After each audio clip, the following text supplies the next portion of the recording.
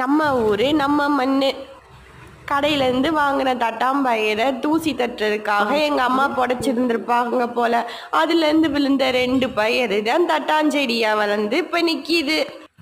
இந்த செடி பூ பூத்து 2-3 தட்டாங்காவும் காய்ச்சிருக்கு. ஒரு சின்ன சின்ன செடி வளர்றதுலே இம்புட்டு ஆசை நம்மளுக்கு இருந்துச்சுண்டா. மனுஷன் வாழ்கிறதுக்காக முழு நேர விவசாயம் பண்ணுறவங்களுக்கு மனசு எம்புட்டு குழு உளுண்டு இருக்கும்.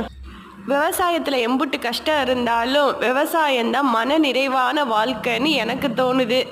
கோழி ஊப்பிட எந்திரிச்சிட்டு போய் வயக்காட்டில் இருக்கிற எல்லா செடி கொடி போட்டிருக்க வெள்ளாமையெல்லாம் போட்டுட்டு பொழுது பூரா வேலை பார்த்துட்டு அந்தி சாய வீட்டில் வந்து கைத்துக்கட்டில் உட்காந்துக்கிட்டு நிலாவை பார்த்துக்கிட்டு சாப்பிட்ற சாப்பாடு எம்புட்டு மன நிறைவான சாப்பாடு.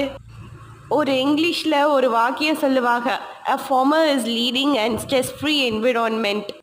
Whenever the situation is critical, a farmer is capable of overcoming it. அடுத்து நம்ம தோட்டத்தில் மணத்தக்காளி கீரையும் இருக்கு. அந்த காலத்தில் பாட்டி வைத்தியத்தில் மிக முக்கிய பங்கு வகிச்சதும் இந்த மணத்தக்காளி கீரை தான்.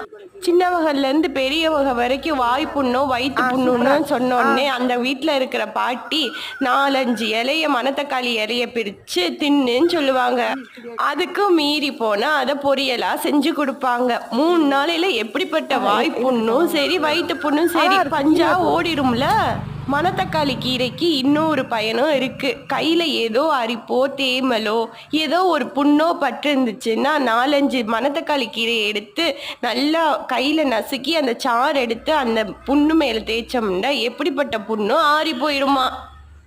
இது அந்த காலத்து ஃபஸ்ட் எய்டு. அல்சர் பிரச்சனைக்கு நம்ம மணத்தக்காளி கீரை தான் மிகப்பெரிய மருந்து. மண்வாசம் தொடர ஆதிரை யூடியூப் சேனலை ஃபாலோ பண்ணுங்கள், சப்ஸ்கிரைப் பண்ணுங்கள், மறக்காமல் கமெண்ட் பண்ணிடுங்க.